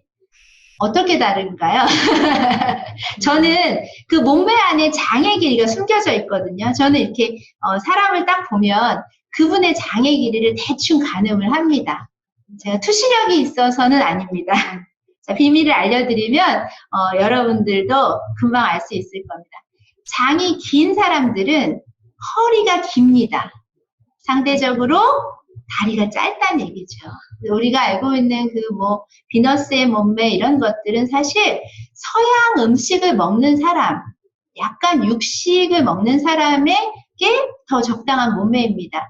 만약 한국 사람이 장이 길이가 긴데 그럼에도 불구하고 나는 앞에서 말씀하신 것처럼 맛이 좋아서, 사실 이 맛에 대해서도 뒤에서 잠깐 말씀드릴 겁니다. 맛이 좋아서 나는 고기를 많이 먹겠어 라고 이야기를 하면 한국 사람들이 그러면서 이제 많이 먹으면 몸에서 이상이 일어납니다. 그래서 지금 대장암 발병률이 늘어나는 것과 육식 소비의 증가가 정확하게 비례하고 있습니다. 자, 그럼 왜 그러느냐? 자, 똑같은 상황에 지금 점점 뜨거워지는 여름인데요. 여름에 1kg의 채소와 1kg의 육류를 실온에 놨을 때 어떤 것이 더 빨리 불패할까요? 여름에 아무리 더워도 36.5도를 넘는 경우는 많지 않습니다. 근데 우리 몸은 36.5도입니다. 그러면 음식이 우리 몸에 들어와서 장의 길이가 길면 그 안에서 부패가 더 많이 되겠죠. 그러니까 채소가 더 부패가 빨리 되는지 고기가 더 부패가 빨리 되는지를 비교하면 당연히 고기의 부패가 빠르고요. 그래서 냉장으로 유통을 하잖아요. 그렇다면 우리가 먹었을 때 장이 긴 사람들은 육류에 유리하겠죠. 그리고 장이 짧은 사람들은 거꾸로? 네, 거꾸로입니다. 제가 긴장했나 봐요. 장이 긴 사람들은 채식에 유리합니다. 그리고 장이 짧은 사람들이 육식에 유리합니다. 자, 그래서 우리나라 사람 또는 우리나라 사람이라고 하니까 약간 좀 인권적인 문제들이 있을 수 있어서 저라고 이야기하겠습니다. 저 같은 사람, 한국에서 태어나서 한국에 자란 사람들은 장의 길이가 좀 긴 편입니다. 자, 그런데 제가 우리 아이 1살 때 우리 아이를 데리고 미국에 가서 제 조카가 그랬거든요. 뉴질랜드 가서 뉴질랜드에서 몇 년 살고 왔습니다. 어렸을 때 간 아이들을 한 20년 동안 다 컸을 때 20년 뒤에 만난다고 생각을 한번 해보세요. 그러면 제가 조카를 만나러 갔는데 깜짝 놀랐어요. 조카가 엄마의 몸매를 닮았을까요? 아니면 그 현지인의 몸매를 닮았을까요? 다 아시죠? 현지인의 몸매를 닮았어요. 그러니까 우리는 이미 다 결정됐기 때문에, 성인들은 다 결정이 됐기 때문에 바꾸지는 않습니다. 뭐죠? 네, 식습관을 변화해도. 하지만 성장기에 있는 사람들은 식습관을 변화시키면 장의 길이가 짧아지죠. 장의 길이는 어디에서 오죠? DNA 속에서 옵니다. 우리 유전자 정보에 있는데요. 유전자 정보를 발현시키느냐, 발현시키지 않느냐의 그 조건들이 바로 음식입니다. 그래서 음식이 우리 몸에 끼치는 영향이 굉장히 중요하다라고 생각하지 않고 그냥 단순히 어떤 수치들을 가지고 먹어라 먹지 말아라 하는 것들보다는 저는 음식을 대할 때 일단은 철학을 가지고 좀 우리 음식을 대했으면 좋겠다. 그래서 새 부리 또는 장의 길이를 보면서 우리가 어떻게 먹어야 될지를 한번 고민해 봅시다 하는 시간을 가지려고 하고요. 그냥 조금 좀 편하게 이제 제가 왜 이런 운동을 하게 됐는지를 말씀드리자면 식생활이 사회, 윤리, 심리, 경제, 생태, 문화 등 굉장히 다양한 요소에 영향을 받습니다. 거꾸로 화살표는 지금 안으로 향해져 있지만 이것들은 우리의 식생활은 또다시 이 외부적인 조건들에게 영향을 줍니다. 그래서 이거는 굉장히 상호적이고요. 우리가 지금 어떻게 먹는지를 알아야지만 앞으로 무엇을 먹을까에 대한 해답이 나온다고 말씀드렸기 때문에 잠깐 알아보자면 핵가족과 맞벌이 가정이 증가하면서 그런 포장 또는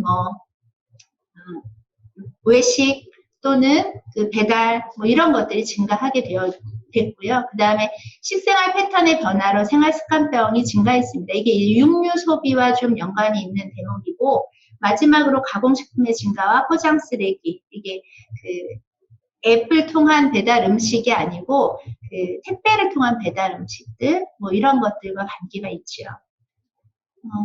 그리고 이제 다시 이 중에서 환경에 영향을 끼치는 것들을 보니까 음식 쓰레기, 포장용기, 친환경 농산물, 육식, 농산물 이동거리, 이게 바로 푸드 마일리지고요. 조작된 식재료로 만든 먹거리, 이게 가공식품과 관계가 있습니다.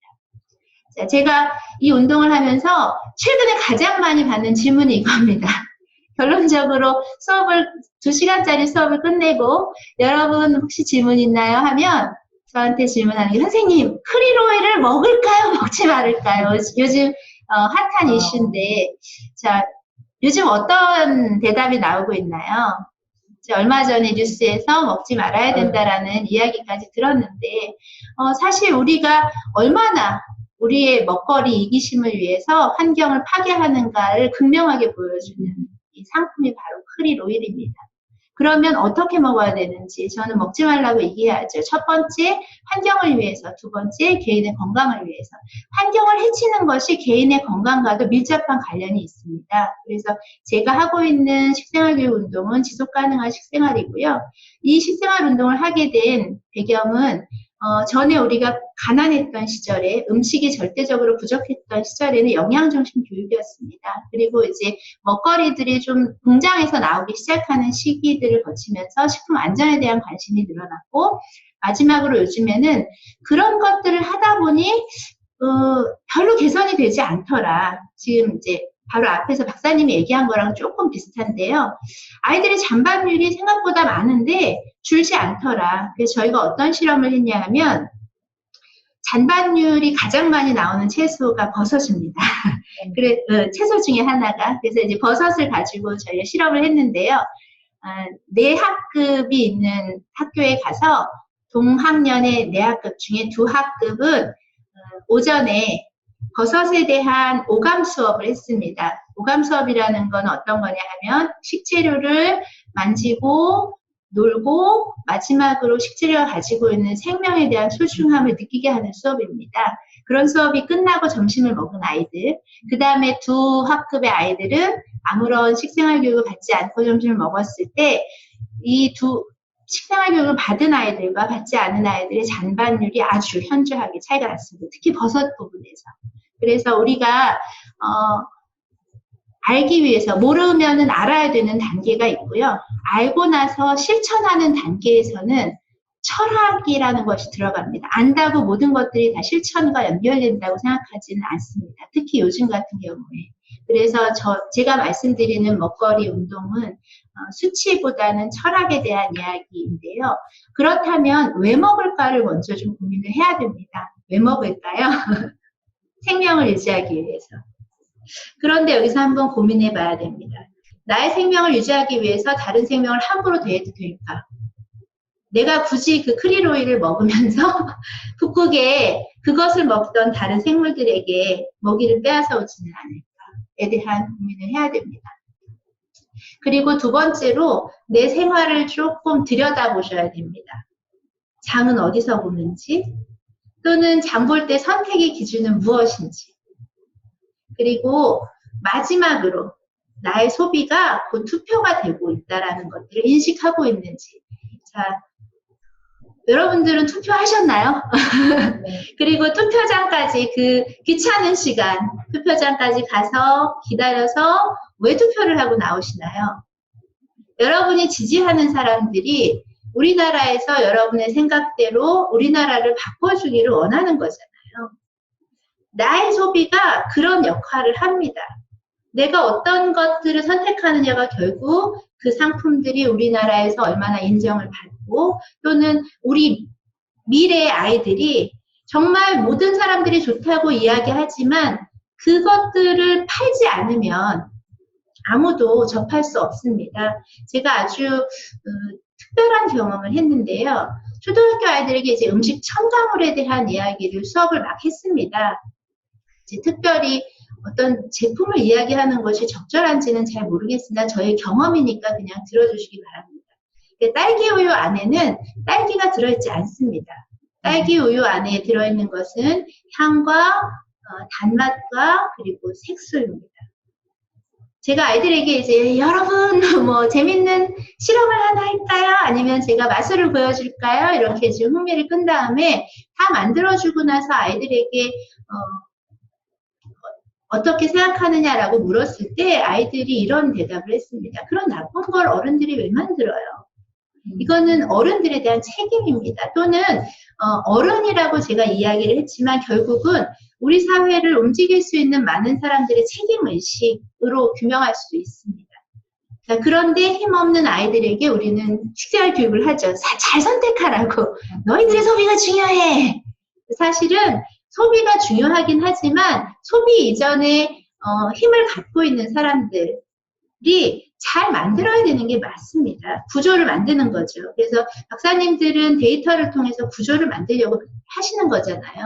저는 여러분들을 만나면서 이런 것들을 말로 풀어내는 사람인 거고, 그리고 나서 또 하나에는 제게 막 밝은 표정으로 와서 선생님 저 그거 좋아하는데 저 주시면 안 돼요? 이렇게 이야기를 합니다. 네, 우리가 식생활이 바뀌는 게 쉽지 않습니다. 왜 쉽지 않을까요? 먹는 거는 생명과 연결되는 거기 때문에 굉장히 보수적입니다. 우리 DNA 속에서 거부합니다. 식생활이 급격하게 바뀌면은 몸에 위기가 오기 때문에 변화를 거부하죠.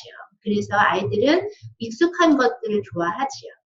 그래서 어른들이 해야 될 역할은, 그러니까 저는 이제 식생활 교육 강사로서 얘기하자면 그런 것들을 우리가 좀 봐야 되지 않을까. 그리고 지속 가능한 식생활이라는 것도 결국 그런 의미가 있다. 그런 데서 의미가 있다. 우리가 지속 가능한 것들을 아이들에게 제공해야 되기 때문에. 맨 마지막에 또 소비는 곧 투표다라는 이야기에서 제가 좀 길어졌는데요. 결국 소비를 통해서 내가 바꾸고자 하는 세상이 내가 잘 먹고 잘 살자는 세상도 있지만 우리 아이들이 조금 더 건강하기를 바라는 마음이 저는 더 큽니다. 그래서 어른들이 좀 책임의식을 가지고 이 식생활을 변화하면서 식생활과 관련된 많은 시장들을 좀 변화시켰으면 좋겠다. 이게 제가 식생활 운동을 하는 이유입니다. 그리고 그 이유는 크게 3가지의 중요한 점들을 갖고 있는데요. 첫 번째로 먹는 일입니다. 이거는 인류 공통의 일이면 생명 유지의 기본이다. 그래서 우리는 하루 3끼를 먹고 있죠. 그리고 두 번째로 먹을거리, 그것은 생명을 지켜주는 중요한 자원입니다. 다른 생명들을 통해서 우리의 생명을 이어간다라고 생각하면 됩니다. 그래서 우리가 먹거리를 대할 때 그래서 내가 이것을 선택할 때 누구에게 도움이 되는가 또는 이게 지속 가능한 먹거리인가도 중요하지만 그 자체가 가지고 있는 생명성에 대한 감사함을 느끼는 것이 저는 굉장히 중요하다고 생각을 합니다. 그리고 마지막에 이제 먹는 방법 안에 현대사회가 품고 있는 다양한 문제들이 존재하고 있기 때문에 이것들을 우리가 좀 들여다볼 필요가 있다. 결론적으로 이야기하자면 처음에 시작했던 그 주제로 다시 한번 돌아가겠습니다. 앞으로 우리는 어떻게 먹어야 할까? 그래서 생명을 가진, 네, 오타가 났네요. 생명을 가진 자연스러운 전통 음식은 뭐죠? 그러니까 자꾸 먹거리를 대상으로 보지 않았으면 좋겠습니다.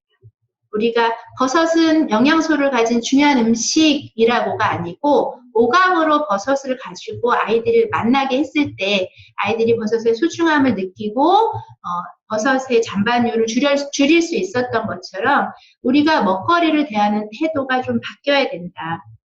어떻게 그것 자체가 가지고 있었던 우리에게 오기 전에 갖고 있었던 또는 우리에게 오고 있는 지금 이 시점에 그것이 생명이라는 것들에 대해서 느끼고 그 다음에 그 생명을 자연스러운 형태로 먹으면서 또 전통 음식을 먹는 것. 이 전통 음식이 왜 중요한지를 말씀드리자면 장의 길이 얘기했잖아요.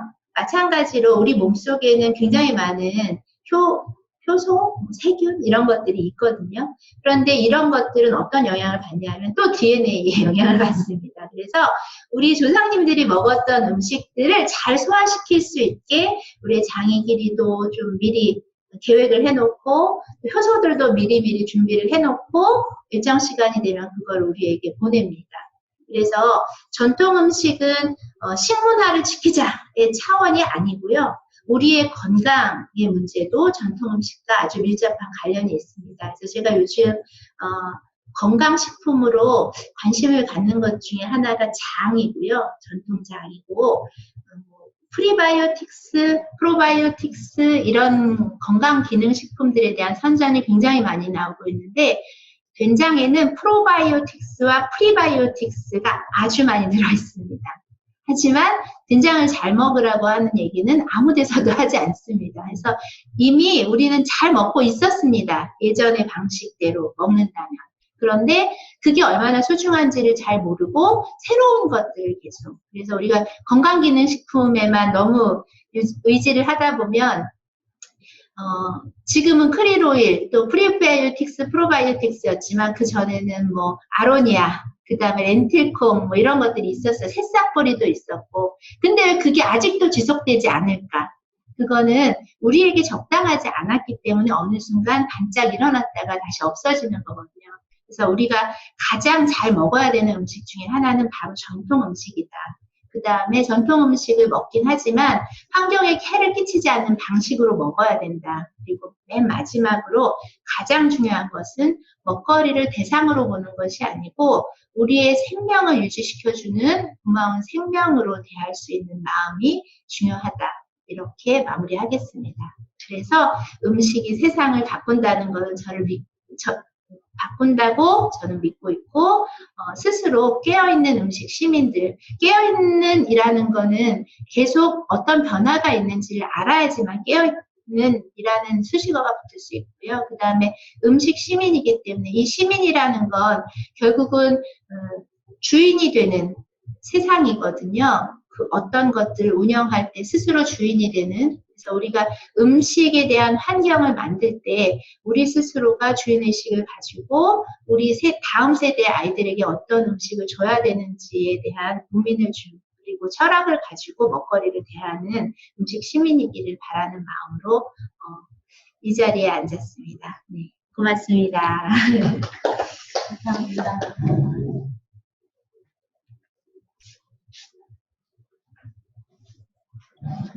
백남정 대표님 말씀 잘 들었습니다.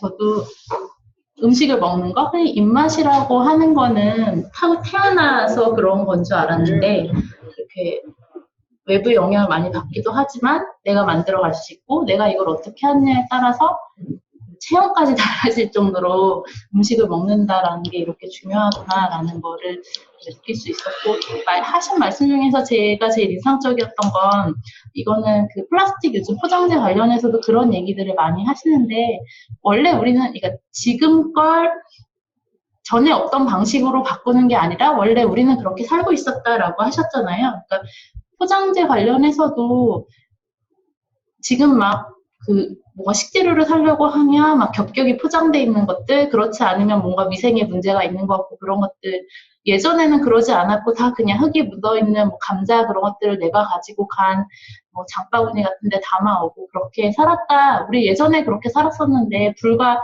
그렇게 오래전 일도 아닌데 우리는 이렇게 바뀌었으니까 그런 얘기들을 많이 하시는데, 음식을 먹는 것 자체에서도 역시 그렇구나라는 생각을 할 수 있었고, 시간이 벌써 약속된 시간에서 지났는데 이제 마지막 오늘 제가 소개해드리려고 하는 거를 소개해드리고 마치겠습니다. 그건 한 정말 제가 10분 정도에 끝내려고 하고요.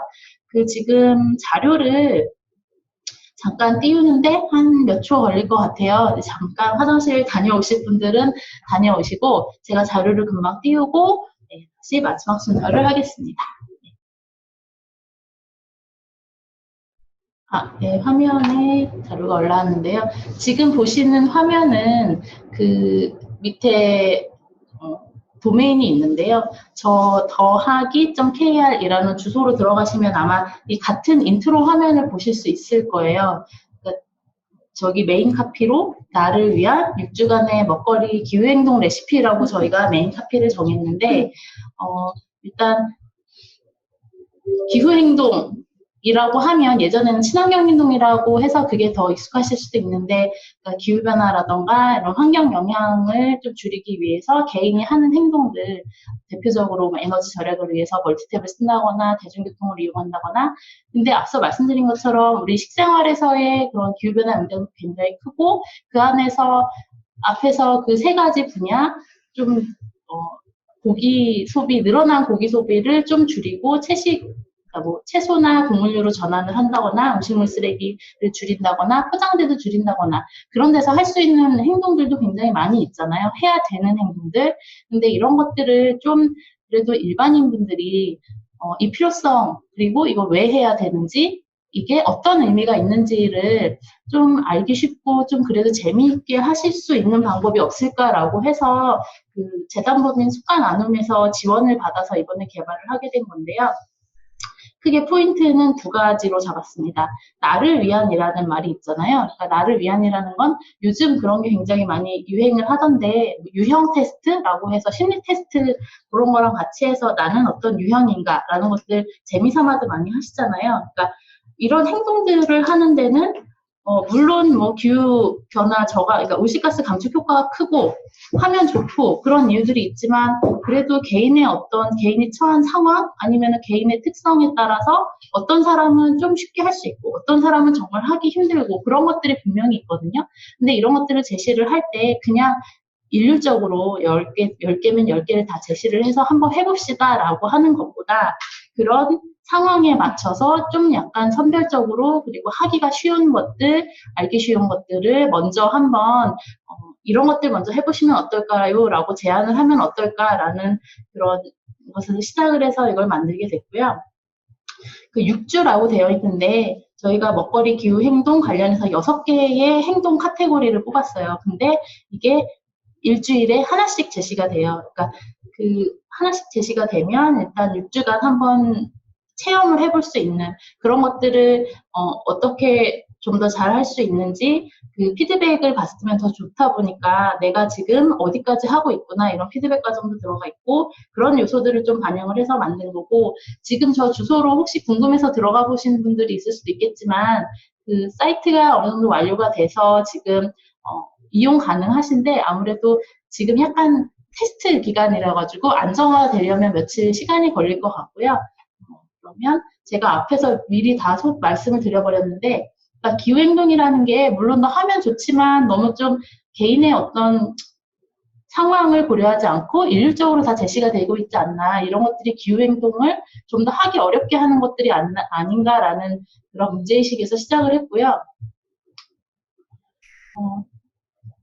그리고 그동안 좀 약간 간과된 것들, 먹거리에서의 이런 기후변화 영향이 이렇게 심각한데 우리가 이런 것들을 앞으로 해야 되고 그러면 어떻게 앞에 그런 기후행동의 일률적인 제시 그런 것들을 함께 개선을 해서 좀 사람들이 재밌게 할 수 있는 방법이 없을까라고 해서 만든 거고 특히나 또 한 가지 어려웠던 건 앞에서 그 대표님도 말씀을 해주셨는데 식습관을 바꾸는 게 굉장히 어렵다라고 하셨잖아요. 그러니까 이런 것들을 저희가 기초조사를 좀 하고 했는데 굉장히 실제적으로 어렵고 그렇게 또 많이 느끼세요. 그러니까 뭐 에너지를 아끼고 그런 것들은 많이 공감을 하고 할 수 있겠다라고 얘기를 하시는데 식습관을 바꿔야 됩니다라고 얘기를 하면 먹는 것까지 내가 이걸 바꿀 수 있을까? 그걸 꼭 바꿔야 하나라는 얘기하는 부분이 많았었고 특히나 아시겠지만 이 먹거리 기후행동에서 큰 비중을 차지하는 한 가지가 고기 섭취를 좀 줄이고 많이 드시는 분들 줄이고 채식으로 전환을 하는 건데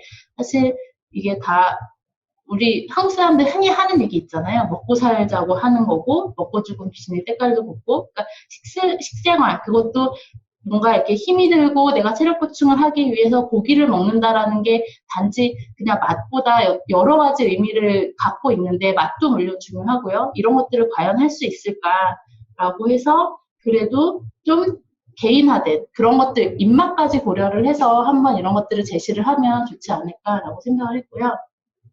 또 하나 이렇게 유형에 맞춰서 좀 쉬운 것부터 제시를 하고 그렇다라고 하면 어떤 사람이라는 건 그래도 내가 성취감을 느끼고 할 수 있다라는 가능성을 봤을 때 좀 더 하고 싶은 마음도 생기고 어떤 동기부여가 되잖아요. 그래서 그 사람의 특성에 맞춰서 좀 더 쉬운 것들 먼저 할 수 있도록 그렇게 프로그램 구성을 했는데 앞서 보신 그 화면이 맨 앞에 화면이 인트로 화면이고요. 그 먹거리 기후행동이라는 게 지금 여기 그래도 포럼에 참여하신 분들은 아무래도 기후변화에 좀 관심 있으신 분들이고 그렇다 보니까 대략 짐작은 하실 수 있겠지만 일반 분들은 더 짐작을 못하세요. 그래서 이 사이트는 이 홈페이지는 어떻게 보면 정보 제공, 이게 어떤 건지 어떤 의미가 있는지 구체적으로 뭘 해야 되는지를 알려드리는 목적도 있다라고 저는 생각을 하거든요.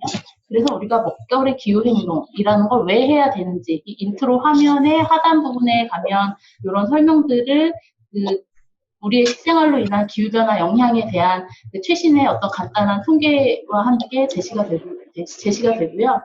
그리고 이게 다 개인화돼서 내가 지금 어느 정도 하고 있고 어떤 단계에 와 있고 그리고 내가 이거를 얼마나 했는지 좀 약간 셀프 체크하는 기능도 그러니까 개인화된 서비스가 이루어지다 보니까 이게 전체 사이트의 구조가 아주 복잡하진 않아도 회원가입 그리고 그런 것들이 좀 중요한 부분이라 회원가입 절차를 조금 더 어떻게 보면 번거로우실 수도 있지만 그런 실명 인증을 해서 할 수 있는 단계를 넣었어요. 그래서 회원가입을 하셔야지 로그인을 해서 이용을 하실 수가 있고 일단 회원가입해서 로그인을 하면 유형 분류가 전제되어 있다 그랬잖아요. 그래서 대부분 유형 분류, 유형 테스트는 많이들 해보셨겠지만 이런 질문을 통해서 나의 유형을 파악하는 질문을 통해서 이루어져서 그런 아이디어로 10개의 질문이 주어지거든요. 지금 보시는 것처럼 이런 10개의 질문에 대답을 하면 지금 보시는 것처럼 6개의 유형 중에 하나로 나의 유형이 정해져요. 뭐 타고난 능력자형부터 뭐 슈퍼루키형, 내일은 늦으리형 이렇게 정해지고 이거는 크게 그러니까 그 6가지의 미션이 순서가 바뀔 뿐이지 크게 이것의 어떤 의미는 그냥 개인의 상황이 다르다. 그래서 내가 좀 더 쉽게 좀 접근할 수 있는 게 다르다라고만 인식을 하시면 되고 하지만 이거를 분류하는 데 있어서는 저희가 기초조사, 인터뷰라던가 설문조사를 통해서 이런 자료를 만들었고 저희가 조사를 해보니 그런 먹거리 기후행동 이따가 6개의 행동 어떤 게 있는지 제시를 해드릴 텐데 그런 것들이 생각보다 내가 가족과 함께 살고 있는지 혼자 살고 있는지에 따라서 나뉘고 어떤 나이라던가 트렌드 민감도라던가 그리고 아무래도 음식에 대한 거다 보니까 입맛 그런 것들에 대해서 많이 바뀌더라. 그래서 그런 행동을 좀 구분할 수 있는 기준들을 기초조사를 통해서 이렇게 잡을 수 있었고요.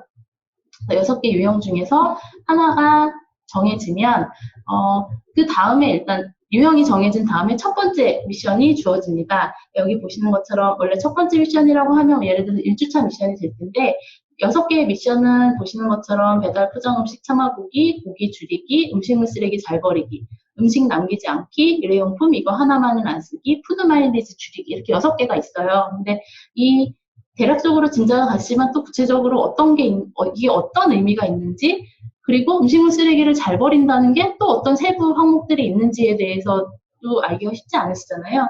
그래서 밑에 이렇게 미션이 주어지면서 이게 왜 어떤 의미가 있는지에 대한 설명이 있고 여기에는 현재 많이 올라가 있진 않는데 그때그때 좀 도움이 될 만한 최신 정보 아니면은 시민분들끼리 재미있게 하고 함께 참여할 수 있는 캠페인이 있다면 그것도 정보를 드리고 저희가 그 실명 인증을 통해서 개인 전화번호를 받은 이유가 이런 것들이 올라오면 이게 어플이 아니다 보니까 직접 그 사이트 주소를 쳐서 들어가야 되는 모바일 웹은 좀 그런 단점이 있거든요. 그래서 그런 것들을 좀 편하게 사용하실 수 있게 하기 위해서 새로운 정보가 제시가 되면 그런 걸 문자로 저희가 알림을 해드려요. 그렇게 되고 이게 1주가 지나면 일주일의 시간이 카운팅이 되는데 이거는 좀 셀프 체크 기능이라서 정말 뭐 객관적인 평가는 아닐 수도 있다라고 생각하실 수 있겠지만 그걸 하면 좋았겠지만 저희가 아무래도 처음 시도를 하는 거고 좀 많은 분들이 쉽게 접근을 했으면 하는 마음에서 사이트 구조를 간단하게 하느라고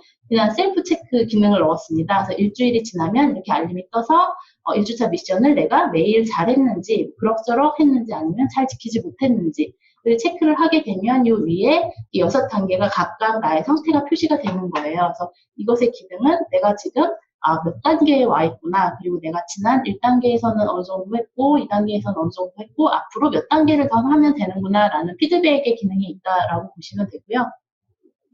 그래서 6주가 지나면 이렇게 일단 이 홈페이지를 통해서 하는 먹거리 기후 행동은 완료가 됩니다. 그래서 마지막 확인 화면에서 이렇게 내가 6개의 미션을 수행을 했는데 그 중에 성공을 기준으로 해서 몇 개를 성공을 했는지가 이제 결과가 나오면서 종료가 되는데요.